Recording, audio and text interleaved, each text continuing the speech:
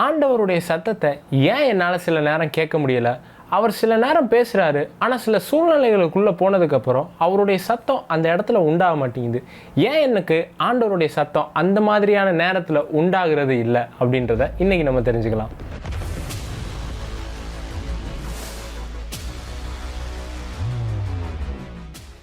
இப்போ தான் first time பார்த்துக்கிட்டு இருக்கிறீங்கன்னா சப்ஸ்கிரைப் பண்ணிக்கோங்க. ஆண்டவர் சில நேரத்தில் உங்கள்கிட்ட பேசுவார்.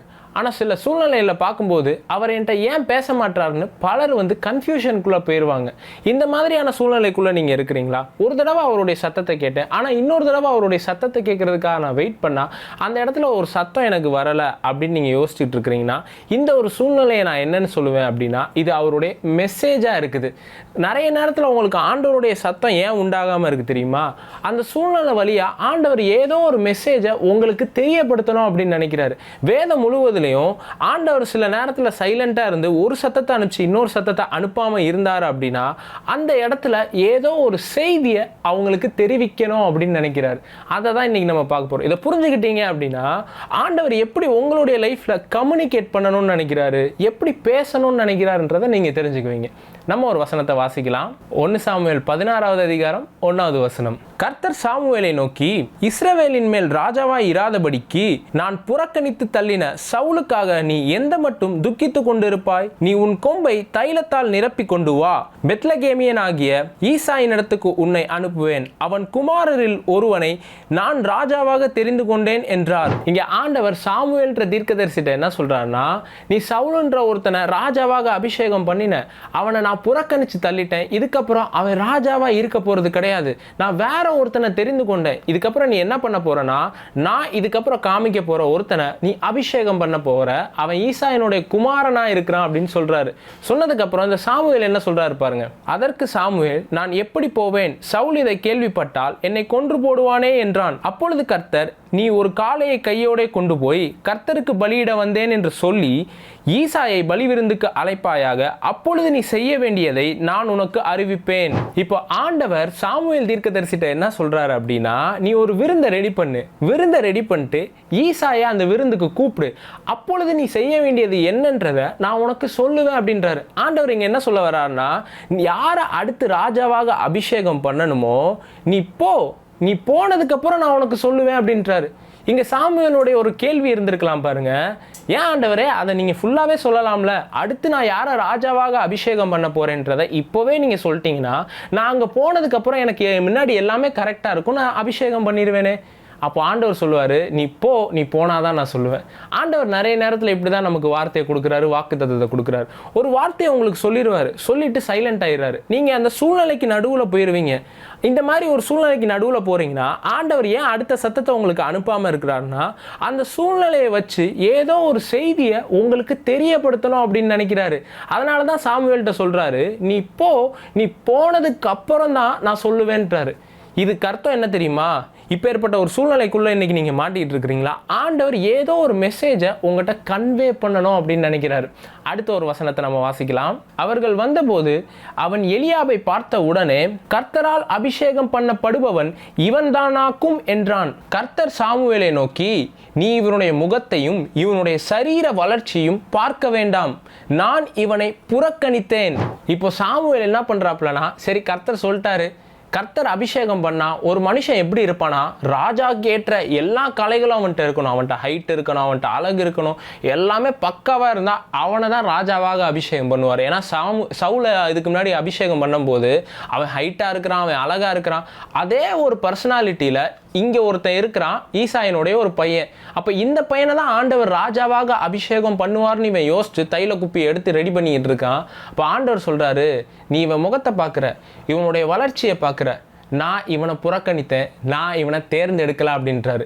இப்போ சாமுவேலுடைய கேள்வி ஒரு இதாக இருந்திருக்கலாம் பாருங்க. ஏன் ஆண்டவரே, நீங்கள் தான் இங்கே வர சொன்னீங்க, வர சொல்லிட்டு அபிஷேகம் பண்ணணும்னு சொன்னீங்க. பாதி செய்தியை நீங்கள் சொன்னீங்கன்னா நான் தப்பாக தானே ஒருத்தனை போய் அபிஷேகம் பண்ணுவேன், நீங்கள் முழுசாவே இந்த இடத்துல சொல்லியிருக்கலாமே அப்படின்னு சாமுவேலுக்கு ஒரு கேள்வி வந்துருந்துச்சுன்னா, இந்த இடத்துல தான் ஆண்டவர் ஒரு மெசேஜை வச்சிருக்கிறாரு. உங்களுக்கு ஒரு வாக்கு தத்தத்தையோ ஒரு தீர்க்க தரிசனமான வார்த்தையோ அவர் சொன்னதுக்கு அப்புறம் ஒரு சைலண்டான டைமுக்குள்ள நீங்க போறீங்கன்னா, அந்த சைலண்டான டைம்ல ஏதோ ஒரு மெசேஜை உங்களுக்கு தெரியப்படுத்தணும்னு நினைக்கிறாரு. அந்த மெசேஜை சாமுவேலுக்கு அடுத்து சொல்றாரு பாருங்க. அந்த வசனத்தை வாசிக்கலாம். கர்த்தர் சாமுவேலை நோக்கி, இவனுடைய முகத்தையும் இவனுடைய சரீர வளர்ச்சியும் பார்க்க வேண்டாம், நான் இவனை புறக்கணித்தேன். மனுஷன் பார்க்கிறபடி நான் பாரேன், மனுஷன் முகத்தை பார்ப்பான், கர்த்தரோ இருதயத்தை பார்க்கிறார் என்றார். ஆண்டவர் தன்னுடைய மெசேஜ் என்ன அப்படின்றத இங்க சாமுவேலுக்கு தெரியப்படுத்துறாரு. சாமுவேல் நினைச்சுக்கிட்டு இருந்ததெல்லாம் என்னன்னா, என்ன ஒரு ராஜாவை அபிஷேகம் பண்றதுக்காக தான் இந்த இடத்துக்கு அனுப்புறாரு அப்படின்னு நினைச்சுக்கிட்டு இருக்கான். ஆனா ஆண்டவர் அவனுக்கு பாதி இன்ஃபர்மேஷனை கொடுத்து பாதியை சொல்லாம இருந்ததுக்கான காரணம் என்ன தெரியுமா? அவனுக்கு அதுக்குள்ள ஒரு செய்தியை வச்சிருக்கிறார். என்ன தெரியுமா? மனுஷன் பார்க்கிறபடி நான் பாரேன், மனுஷன் முகத்தை பார்க்கிறான், கர்த்தரோ இருதயத்தை பார்க்கிறார். சாமுவேலே, நான் உனக்கு இந்த செய்தியை முழுசா சொல்லியிருந்தேன் அப்படின்னா நீ இவன் தான் ராஜா அப்படின்னு சொல்லி அவனை அபிஷேகம் பண்ணியிருப்ப. ஆனா நான் யாருன்றது உனக்கு தெரிஞ்சிருக்கிறாது.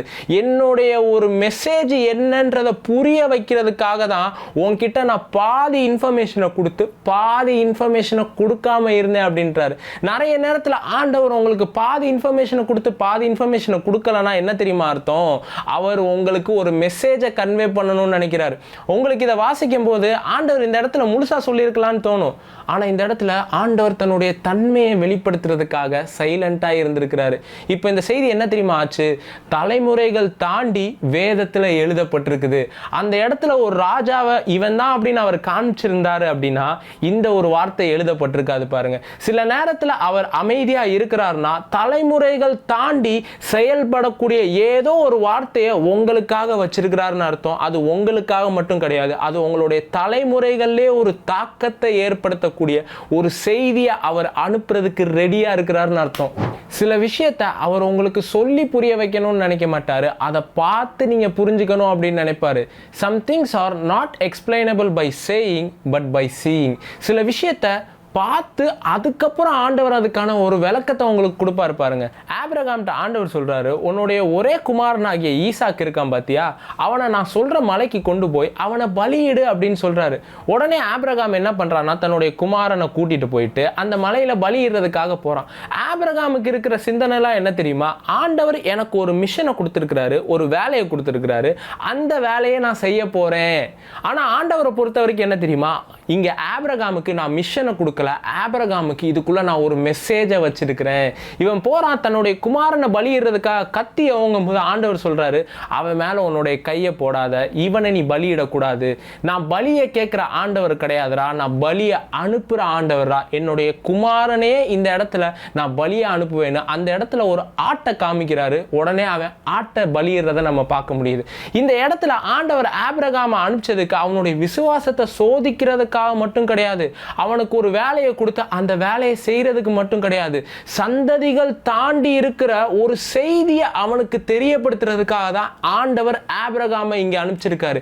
இயேசுன்ற ஒருத்தர் வருவாரு, அவர் பாவங்களுக்காக மரிப்பாரு, நீ மரிக்க தேவையில்லடா, அவர் உனக்காக மரிப்பாருன்ற ஒரு செய்தியை வச்சு அந்த இடத்துல ஆபிரகாமை அனுப்பிச்சிருக்காரு. நிறைய நேரத்தில் ஆண்டவர் உங்களை அனுப்புறதற்கான காரணம் என்ன அப்படின்னா ஒரு வேலையை செய்யறதுக்காக கிடையாது, அந்த வேலைக்குள்ள ஏதோ ஒரு செய்தியை வச்சு உங்களுக்கு அனுப்புவார். நிறைய நேரத்தில் அவர் ஒரு வாக்கு தத்தத்தை, ஒரு தீர்க்க தரிசனமான ஒரு விஷயத்தை உங்களை செய்ய சொல்றாருன்னா அதுக்கு நடுவுல ஏதோ ஒரு செய்தி மறைஞ்சிருக்கு அப்படின்றத நீங்க தெரிஞ்சுக்கணும். இப்ப ஆபிரகாமுக்கு இங்க அண்டர்ஸ்டாண்ட் ஆகுது, ஆண்டவர் இங்க அனுப்பிச்சதுக்கு காரணம் இங்க ஈசாக்க பலியிடுறதுக்கு கிடையாது, இங்கே என்னுடைய விசுவாசத்தை சோதிக்கிறதுக்காக மட்டும் கிடையாது, இங்கே ஏதோ ஒரு செய்தியை எனக்காக மறைச்சு வச்சிருக்கிறாருன்றதை அவன் கண்டுபிடிக்கிறான். உடனே அவன் என்ன தெரியுமா சொல்றான்? நம்ம வசனத்தை வாசிக்கிறான். ஆதியாகமம் 22:14. ஆபிரகாம் இந்த இடத்துக்கு யெகோவா ஈரே என்று பெயரிட்டான், அதனாலே கர்த்தருடைய பர்வதத்திலே பார்த்து கொள்ளப்படும் என்று இந்நாள் வரைக்கும் சொல்லப்பட்டு வருகிறது. இப்போ ஆபிரகாம் ஈசாக்கை கூட்டிட்டு மறுபடியும் வந்தோடனே அவனுடைய வேலைக்காரர்களுடைய கேள்வி என்னவா தெரியுமா இருந்திருக்கும்? ஆபிரகாமே, ஆண்டவர் உனக்கு ஒரு வார்த்தையை கொடுத்தாருன்னு நீ அதை செய்ய போறேன்னு நீ போனியே, அதை செஞ்சு முடிச்சிட்டியான்னு கேட்டப்போ ஆபிரகாமுடைய பதில் என்னவா தெரியுமா இருக்கும்? நாங்கள் போனதுக்கு காரணம் அவர் சொன்னதை செய்யறதுக்காக மட்டும் கிடையாது, அவர் எனக்கு இந்த சூழ்நிலையின் வழியா ஒரு மெசேஜை வச்சிருந்திருக்கிறாரு. அந்த மெசேஜை நான் தெரிந்து கொள்றதுக்காக தான் அந்த பர்வதத்துக்குள்ள போனேன் அப்படின்றத சொல்லுவான். என்ன ஆபிரகாமே அப்படி ஒரு மெசேஜ் உனக்கு கொடுத்தாரு? யெகோவா ஈரே கர்த்தருடைய பர்வதத்தில் பார்த்து கொள்ளப்படும் என்று இந்நாள் வரைக்கும் சொல்லப்பட்டு வருகிறது. அப்போ என்ன ஆயிடுச்சு அப்படின்னா, கர்த்தருடைய பர்வதத்தில் பார்த்து கொள்ளப்படும் அப்படின்ற வார்த்தை தலைமுறைகள் தாண்டி செயல்படக்கூடிய ஒரு வார்த்தையாக மாறிடுச்சு. இன்னைக்கு அதை வச்சு நம்ம பாட்டு எழுதிக்கிட்டு இருக்கோம், யெகோவா ஈரே அப்படின்னு சொல்லிட்டு. அப்போ அது ஒரு மெசேஜாக மாறிடுச்சு. உங்கள் லைஃப்பில் ஆண்டவர் சில நேரத்தில் அமைதியாக இருக்கிறாருன்னா உங்களுடைய வாழ்க்கையை மெசேஜாக மாற்ற போகிறாருன்னு அர்த்தம். அந்த மெசேஜை நீங்கள் மற்றவங்களுக்கு சொல்லும் போது அது அவங்களுக்கு ஆசீர்வாதமாக மாறும். ஆண்டவரோட நடக்கிற மனிதர்களை நீங்கள் எடுத்து பாருங்கள். முதிர்ச்சியாக இருக்கிறவங்க அவங்க லைஃப்பில் ஏதோ ஒரு காரியத்தை செஞ்சுருப்பாங்க, அதை அவங்க உங்ககிட்ட சொல்லும் போது ஒரு மெசேஜாக மாறும். உங்களுடைய லைஃப்பில் சில நேரம் ஏன் அவர் அமைதியாக இருக்கிறார் தெரியுமா? ஏன் ஒரு வார்த்தையை பேசிட்டு சைலண்ட் ஆகிற மாதிரி இருக்குது தெரியுமா? அடுத்த சத்தம் உண்டாகாமல் இருக்குது தெரியுமா?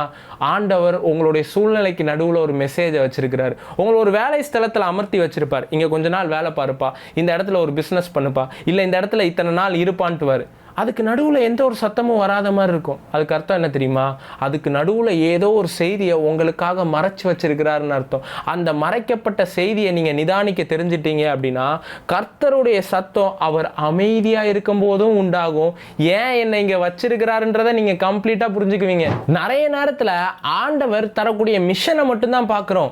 இது ஆண்டவர் என்ன செய்ய சொன்னார்ன்றதை மட்டும்தான் பார்க்குறோமே தவிர்த்து அதில் இருக்கிற மெசேஜ் என்னன்றதை பார்க்க மாட்டோம். இங்கே சாமுவேலுக்கு அங்கே மிஷனுக்காக அனுப்பல, மெசேஜுக்காக அனுப்புனார்.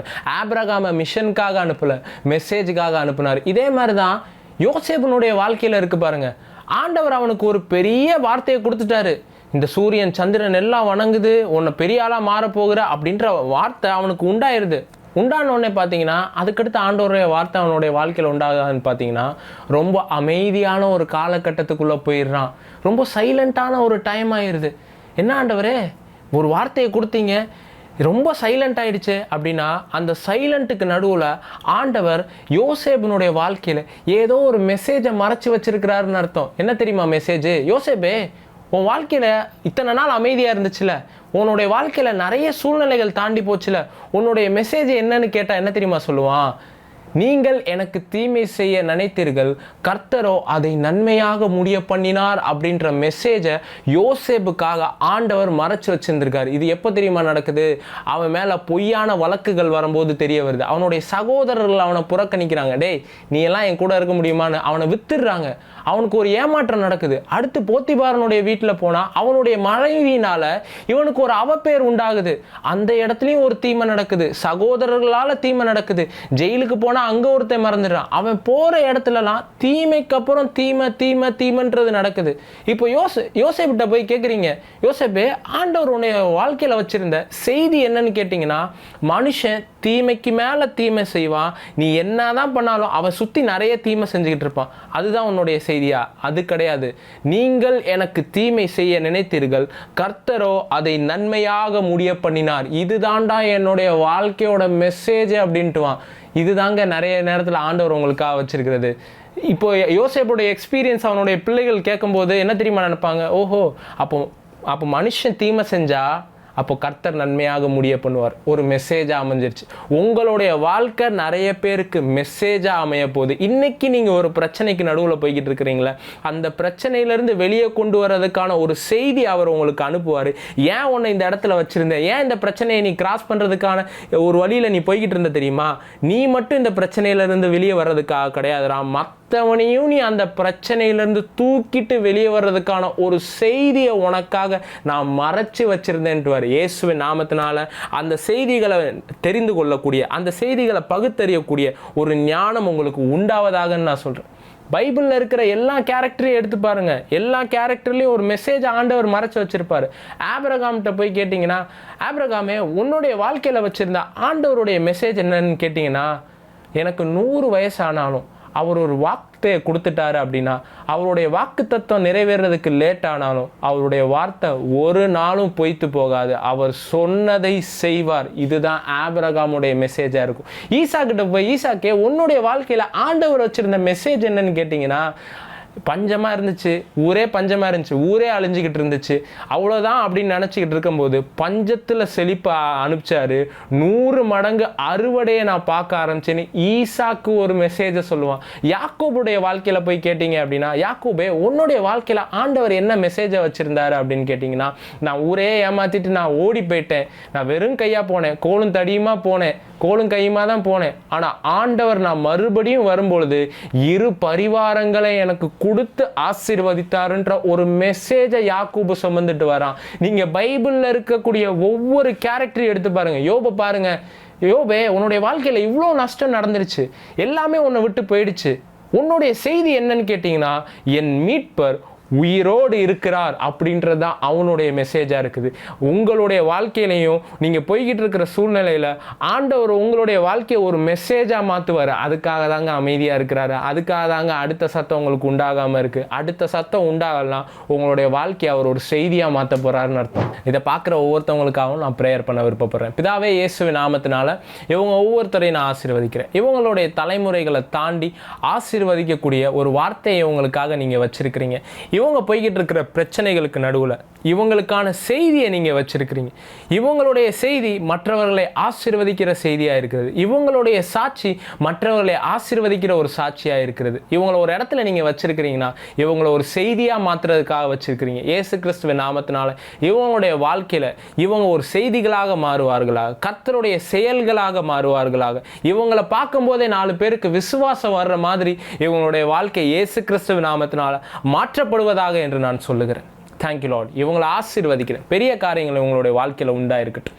இயேசுவின் நாமத்தில் பிதாவே, ஆமென். இந்த செய்தி உங்களுக்கு பிரயோஜனமாக இருந்துச்சுன்னா மற்றவங்களுக்கு ஷேர் பண்ணுங்கள்.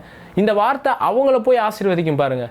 அவங்க ஏதோ ஒரு சூழ்நிலைக்கு நடுவில் இருப்பாங்க, அவங்கள்ட்ட ஆண்டவர் பேசக்கூடிய ஒரு சத்தமாக போகும் பாருங்கள். நான் இந்த செய்திகளை நம்புகிறேன். எனக்கு ஆண்டவர் இந்த மாதிரியான தீர்க்க தரிசனமான செய்திகளை தராரு. இது ஆயிரங்களை ஆசீர்வதிக்கிறதுக்கு. ஸோ ஆயிரங்களை ஆசீர்வதிக்கிறதுக்கு நீங்களும் ஒரு முக்கியமான நபராக மாறுவீங்க பாருங்கள். ஸோ மற்றவங்களுக்கு ஷேர் பண்ணி சொல்லுங்கள், இந்த வார்த்தைகளை கேளுங்க அப்படின்னு சொல்லிட்டு அவங்களும் கேட்டு விடுதலை அடைவாங்க. இந்த செய்தினால் நீங்கள் ஆசீர்வதிக்கப்பட்டிருக்கிறீங்க அப்படின்னா இந்த வார்த்தைக்காக நீங்கள் விதைக்கலாம் பாருங்கள். கீழே பார்க்குற PhonePe number, Google Pay number, இந்த நம்பரில் உங்களுடைய காணிக்கை அனுப்பிச்சு வைக்கலாம். தொடர்ந்து இந்த ஊழியத்தில் ஒரு பங்காளராக மாறணும்னா கூட கீழே பார்க்குற நம்பரை பயன்படுத்தி நீங்கள் ஒரு பங்காளராக மாறிக்கலாம். எந்த கண்ட்ரியிலேருந்தும் நீங்கள் அனுப்பலாம். வெளிநாட்டில் இருந்தீங்கன்னா வெஸ்டர்ன் யூனியனே அனுப்பலாம். அது மட்டும் கிடையாது, நம்ம மீட்டிங்கோடைய டீட்டெயில்ஸு, போஸ்டர்ஸ் எல்லாமே வேணும்னா கீழே பார்க்குற வாட்ஸ்அப் நம்பரில் ஒரு மெசேஜ் பண்ணிங்கன்னா அதுக்கான டீட்டெயில்ஸ் உங்களுக்கு வந்துடும். யாருக்காச்சும் ப்ரேயர் பண்ணணும் அப்படின்னாலும் ஃபோன் பண்ணாதீங்க, அந்த வாட்ஸ்அப் நம்பருக்கு ஒரு மெசேஜ் பண்ணுங்கள். நிச்சயமாக நான் உங்களுக்காக ப்ரேயர் பண்ணுவேன். ஸோ கர்த்தர் உங்க எல்லாரையும் ஆசீர்வதிப்பாராக. God bless you all.